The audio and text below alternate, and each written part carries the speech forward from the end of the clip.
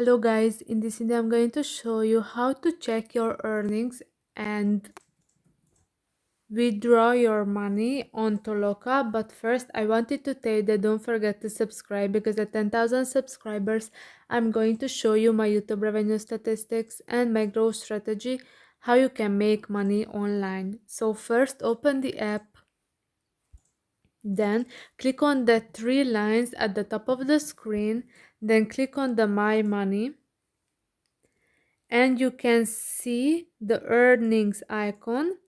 So here you can see how much money you have earned in the last 2 months by completing tasks and getting rewards.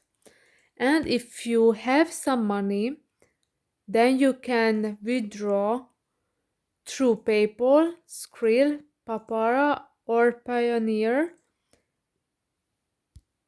I think that a really interesting feature is the goal setting option. If you click on the new goal, you can